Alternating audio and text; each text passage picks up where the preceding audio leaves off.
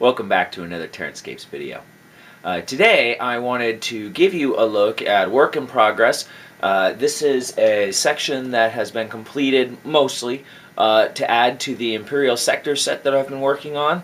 The final stage of the building assembly was to construct the manufactorum section, and I've added in some new pieces using Pegasus hobby kits to flesh out some of the secondary structures that I've built. So let's take a little walk through and I'll show you all the different parts that I've built. So taking a look at all of the pieces sort of assembled, what I've done here is I've constructed the manufactorum with the sort of dedicated pieces that come in the box. So these have the mechanolith or whatever symbol and some more industrial looking pieces, but I've never felt like this really incorporates any kind of aesthetic feel that's really different than the other buildings, the Basilica and the Administratum. So what I've done is then I decided to add on some pieces to it. As I'd really used up all of the sprues, there's a small corner piece that goes in the back that's not going to be shown here, and obviously this isn't based yet. This is preliminary work. But I decided that I thought perhaps maybe I should build a bridge separating it from an additional structure. So, and I'll show you close-ups of each of these pieces in just a second. So what I did is I constructed a styrene bridge. I used an assortment of pieces from that, and then I built a small pylon to give some support, and I built a different section of a bridge. And I realized at the end, I thought perhaps these two should actually be similar in style, but then I thought, well, perhaps, this was the original construction, and it got destroyed, and they replaced they dropped in a new bridge just to reattach the buildings. It's a flexible world in the 41st century.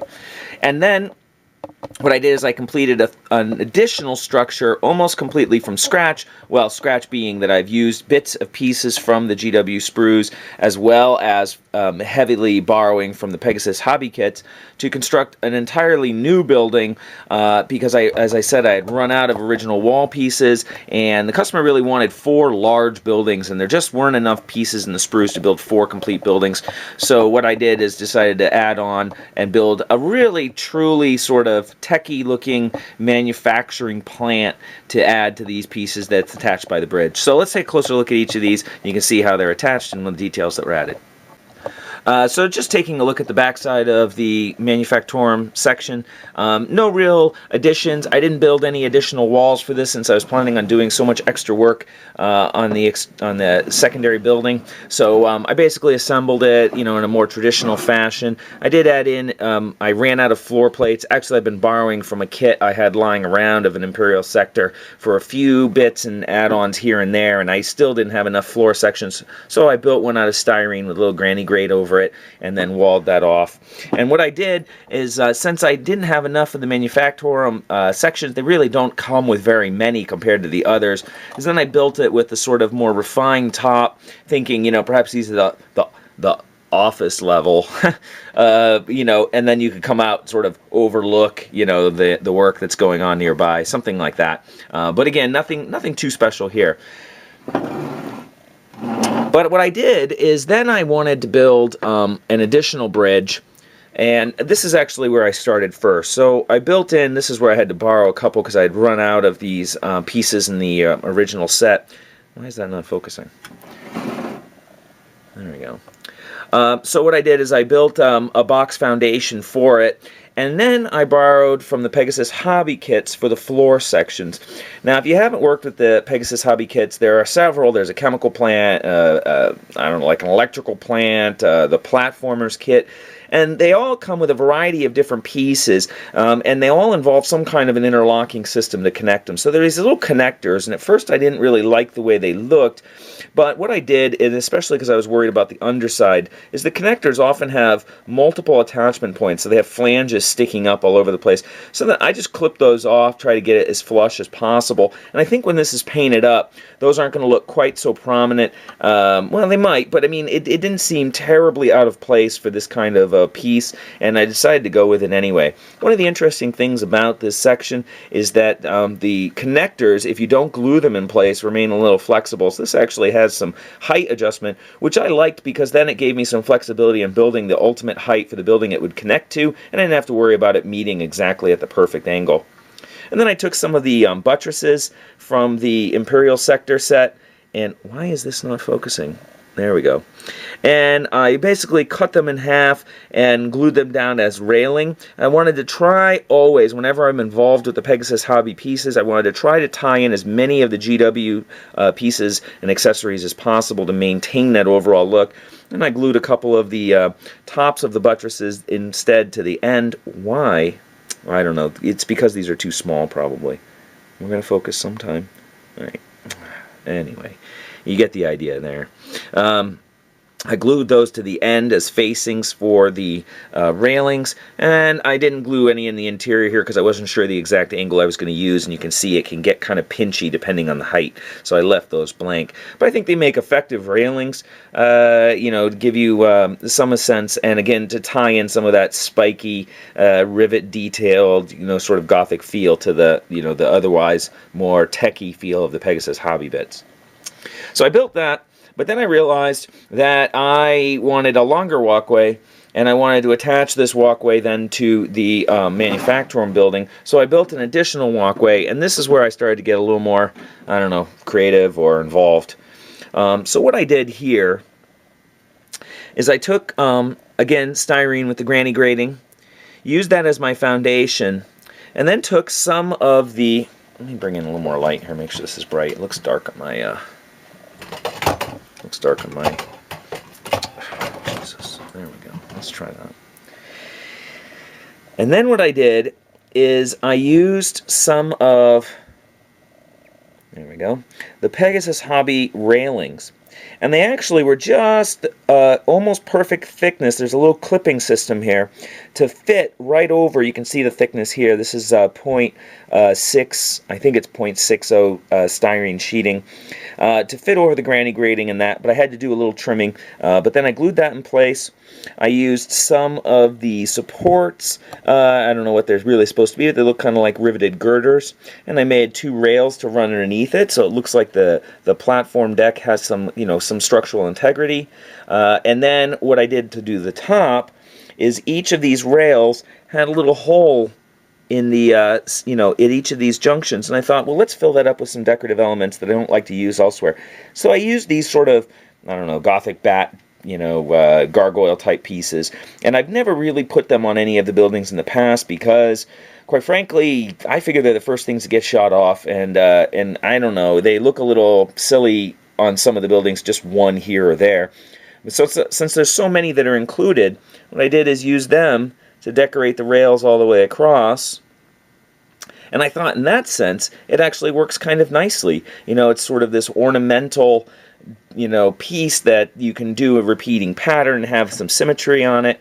And then I stuck some of the lights there so that, you know, the walkway would have some illumination as well as the area down below, you know, virtual illumination. To attach this to the piece, what I did is I added in a couple magnets. Now the magnets are about 1/4 inch thickness, and they just fit right into the thickness of the styrene almost perfectly. So I drilled that out. I built a little ledge here and then just matched up the magnets, and then whoops, wrong side. It is side specific. And then they just sort of, you know, sort of pull into place. It's not a super strong pull, but it's already carrying the weight, so it's just to keep it from pulling away from the building too easily during play. And then I did the same thing on the other side, and I built a small add-on to this piece, threw in a couple magnets, and now the whole piece locks together. And then that way you could have, so it kind of almost, the way it drops in on the magnets kind of even gave me more of a feel of like this is a bridge that was, you know, drop shipped in to repair quickly these ruined areas so that they could get back to work on the plant, let's say, something like that. So that leads to the more scratch-built building. So basically the building is foam core constructed with some angle brackets to hide the seams. I had to cut those at a 45-degree angle to get the cut join small enough to cover it with this angle. I didn't have wider angle styrene, so that was what I used. Left a little spot open here for the railing to receive the bridge. So that was where I was saying before, having that flexibility, I could just, lay it on there. And with this connected to the other structures, it's fairly intact. This is a heavy piece that isn't going to move too far. It should be good for play. Although it wouldn't be difficult to add a couple magnets there, but I just don't think it's necessary. The building itself then, what I did is topped it. Let's see here if I move in a little closer.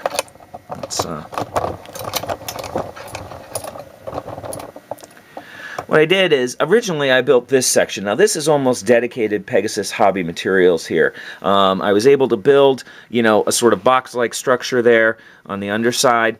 And what I did is I built that first. Then I added a walkway to the top, added some of the railings. Again, I wanted to tie in some of that. I noticed that it needed a little support. So I threw in some cross beams to give the upper deck a little bit of support, which is kind of nice because I can overhang that and still preserve some of the playability underneath it. And I had this smokestack. This is just PVC pipe that I had lying around that I've been saving for some kind of project like this. And I, drilled out a hole for that, stuck that in there. But then when I looked at this little structure here, this was originally my thought, and I thought, that doesn't really look substantial. So I decided, well, let's just make that an add-on to the big building. And the big building then has a textured, what do they call this? Tread plate, styrene sheet on the top here. Again, another round of railing, which is kind of nice because, again, it ties in some more of the GW look. And then once I had done that, started taking a look at the side walls and how I could decorate them. Again, one of the concerns with tying it in with the GW work is that the GW pieces are so densely detailed. So I really, making a bit of a compromise here, especially because I'm running out of all these little bits to detail stuff with. The kit only has so many, and I've really been putting them everywhere. So I'm starting to get a little thin on those. But I figured as it's a removed building from the others and not competing directly with the actual panels, so it gives me a little bit of flexibility in that case. So I threw a few buttresses on the side there. This is sort of the back, or actually the front. Here's the walkway entrance that drops in here.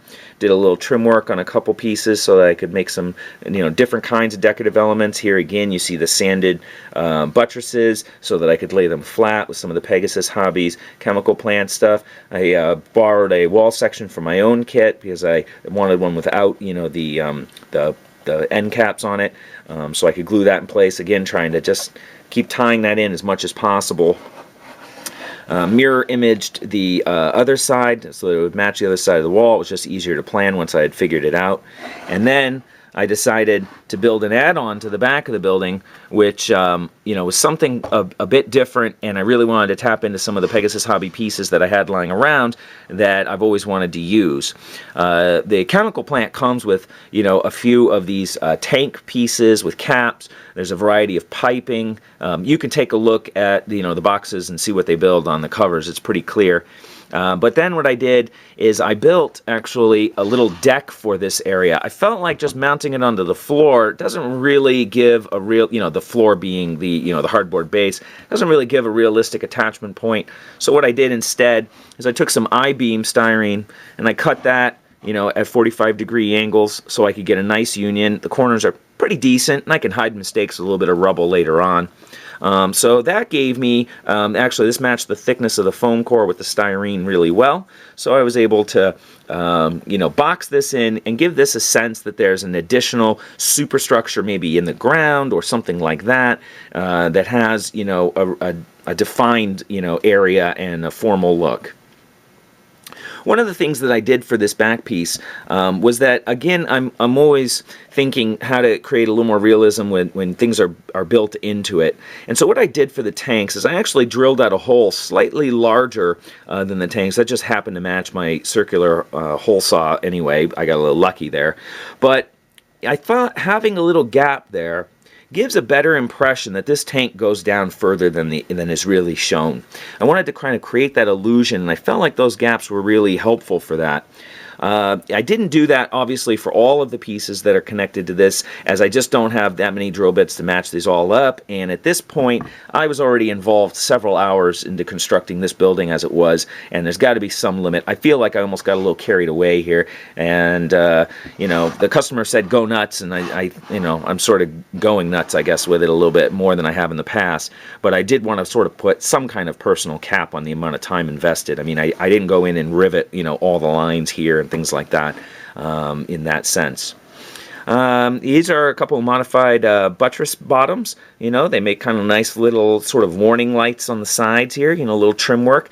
You know, when you're looking at those GW sprues, you know, you really can, if you break them down into small bits, you can, I think, produce some unique structures that give a little bit more variety to the piece and add a little bit more character to it. At least I hope so. One of the things that I wanted to try to do as a final comment on this before I leave it is really have some kind of a playable space up here. This building is, you know, a little large to put up here. I didn't want to extend this too far because I need to keep this within a packing size. This has got to be, you know, no bigger than 14 by 14 really, ideally for the boxes that I have. But I felt like this actually gives a fairly decent playable area. And again, with the overhang, you know, without any substantial support beneath it, you know, it preserves all of this open area to put in miniatures and models, and it's pretty much playable all the way around. It's a little tight on this side, and I had to do that just so I could open up the other three sides. But I felt like that was a very reasonable compromise to make. A couple things that were a little tricky on it that aren't perfect. I don't know, I might clean it up a little bit. You know, haven't decided. Is getting these rails to all match up. You know, once I started building the building, I wasn't entirely clear on the exact measurement to get that to match perfectly, as all of these GW pieces are oddly measured. If you've ever tried to compare them to anything else, they're always like, you know, 1 5/8 long or 2 1/8 inches tall or something like that. It's always off by 1/8. I don't know. It's probably proprietary reasons, but in any case, it makes measuring up some of these things a little trickier.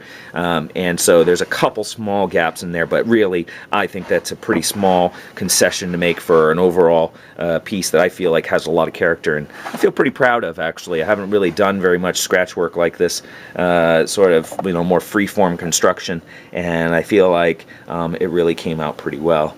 I was a little concerned, I said it was my last thing, here I am going again, with the top of the pipe. The open pipe all by itself just looks wrong. It looks out of scale, and it looks empty of detail, and I really didn't like that. So what I did instead is I propped a styrene plate on top of here, and then added a couple more of the Pegasus pieces to the top to give it a little bit more detail. You know, this is, I don't know, a condenser before the smoke emits or whatever. And then on the top, hopefully this will, let me see if I can get the angle right. And then I just put in a couple rivets around the top, just to add just a small amount of detail. I forgot afterwards that I have some hex nut bolt heads that I could have used instead. And I've been thinking I might add in some hex nut bolts on that anyway, but we'll see. So, in any case, that gives you a little look at one of the more freeform projects I've done to date, and hopefully you can, you know, steal some ideas for yourself about integrating Pegasus hobby materials with GWs. So I hope you enjoyed taking a look at this. Obviously, there's still some more work to be done, basing, rubble added, and a little bit more distressing on some of the pieces. In the sort of power plant refinery section here, you can see obviously I haven't done any distressing at all. And I've been sort of debating about it, and I didn't feel like I could encompass that work while I was building it. I wanted to build it as it was a complete structure first, and then decide later about where I'd go into damaged materials. So there probably will be some damage added to it before it's done, but I wanted to get it done at this point and at least give you a chance to see it, you know, in a sort of work in progress state. So I will be revisiting this project before I begin painting it at least one more time, so you can see the pre-paint, give you a sense also of, you know, some of the rubble additions and some of the future distressing and, you know, blocked up windows and maybe some sandbags and things like that. So there's a lot of work still to be done, but I feel pretty good about the progress that's been made so far, and I like the way it's coming out. So hopefully you do too, and if you have any questions or comments, you can leave comments in the sections down below. I try to answer as many as I can, and I've been noticing that the number of comments I'm getting is growing quickly, so please don't feel like I'm leaving you out. If you don't ask a specific question, I might not always respond to it, as I have to balance the amount of time I invest in that kind of a process with the rest of the work that I need to do. So hopefully you understand that, but I do appreciate and I do read every comment that you send, so thanks a lot for that. Keep your eye on the channel. I'll be coming back with another video real soon, and thanks again for watching.